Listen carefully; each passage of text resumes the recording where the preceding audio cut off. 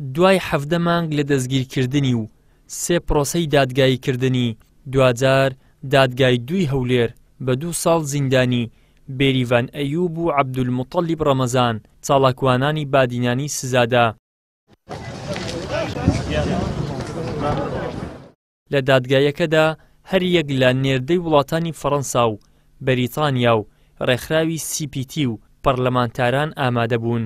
وەک پارێزەرانی دەیڵێن بێریڤان بە مادەی 1 لە یاسای ژمارە 21 ساڵی 2003 سزا دراوە کە ئەو تۆمەتی تێکدانی ئاسایش نیشتیمانی دراوەتە پاڵ. سەر ڕای تێبینیمان لەسەر حکمەکە بەڵام ئەو بەڵگانێک کە ئاسایش پێشکەشی کردبوون لە بۆ بێریڤان ئەیوب و هەروەها عەبدولموتەلیب بەڵگەکان بەڵگەی مقنع نەبوون بەڵام دادگا قەناعەتی وا بوو کە دەبێت بۆ ماوەی 2 ساڵ حکم بکرێن و بەڵگەکان زۆر بەڵگەی لاواز بوون. ئێمە دواتر لەگەڵ تیمی پارێزەران لە بەیانیەوە ڕێکارەکانی ئەنجامدانی ئیفرادی شەرتی دەست پێ دەکەین لەبەرەوەی لە هەر ساڵێک 3 مانگیان بۆ کەم دەکرێتەوە مەشمولن بە ئیفراد شەرتی. بەو پێیە بە پێی ئەو حسابێک کە کراوە 2 ساڵ حکم دەبن 6 مانگی لێکەم دەکرێتەوە بە ئیفراد شەرتی دەمینێت ساڵێک و 6 مانگ ئەوانە ساڵێک و 5 مانگ و تقریبا ساڵێک و 5 مانگە گیراون مانگێکیان دەمینێ ئیتر ئازاد دەکەن ئینشاءالله. پەرلەمانتارانیش ئاماژە بەوە دەکەن ئەو دوو گیراوە شایانی ئەو سزایە نەبوون. ئەو یاسایی ئەوانی پێسزادراوە یاسایەک بووە حیزبی بەعسی پێشوو بۆ سزادانی پێشمەرگە دەری کردووە.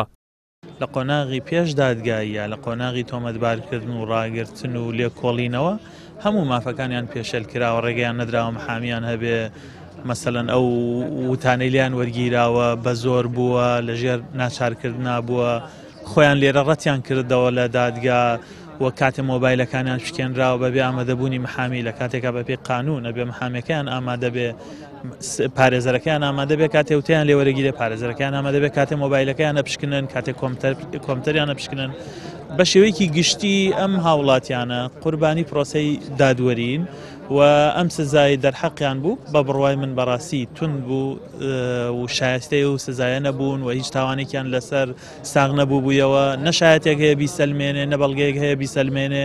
ئەم یاسایە دش بە پێشمەرگەی کوردستان دەرچووە بەداخۆز دەبین کۆمەڵانی خەڵکی کوردستان هاوڵاتیان نیشتیمانەکەمان بە هەمان یاسا کە دژی پێشمەرگەی کوردستان دەرچووە لە محکەمەی هەولێر بە هەمان یاسا دادگایی دەکەن. ئەمە نقطەی یەکەم. نقطەی دووەم ئەم جیراوانە و جیراوانی پێشتریش بەداخەوە کە دەبین بە کۆمەڵک تۆمەتی بێبنەما تۆمەتبار دەکرێن وەکەوەی کە دویستویانە جێرەشەوین لە هەرێمی کوردستان بنێنەوە پشەوی بنێنەوە بەڵام نە لە کاتی تحقیق و نە پێشتریش و نە لە ماڵەکانیشیان فیشکێکیش دەستی بەسەردانە گیراوە. ئەم جۆرە عەقڵیەتە لە هەرێمی کوردستان مەترسێکی گەورە دەخاتە بەردەم چارەنووسی هەرێمی کوردستان لە ڕووی ئازادی ڕادەربڕینەوە چونکە ئازادی ڕادەربڕینێکێک بوو لەو شتانێک کە تەواوی کۆمەڵانی خەڵکی کوردستان و هەرێمی کوردستانە شانازی پێوە دەکرد بەڵام بەداخەوە دەبینین لەسەر بۆچوونی حزبی جیاواز لەسەر ئەوەی کە خەڵک داوای مافی خەڵک دەکات چونکە یەکێک لەو تۆمەتانەوە بوو کە ئەو خوشکە بەڕێزە باسی لێوە کرد کە داوای مافی موچەخۆرانی کردووە.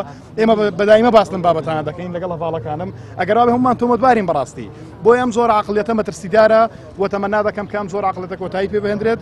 بێریڤان ئەیوب ماوەی 17 مانگە لە زینداندایە بە پاساوی تێکدانی ئاسایشی نیشتیمانی بە پێی وتەی پارێزەرانیشی بێت ئەوە ئازادبوونی بە مرز دەگەڕێتەوە بەو پێش بێت لە ناوەڕاستی ئەم مانگە ئازاد دەکرێت.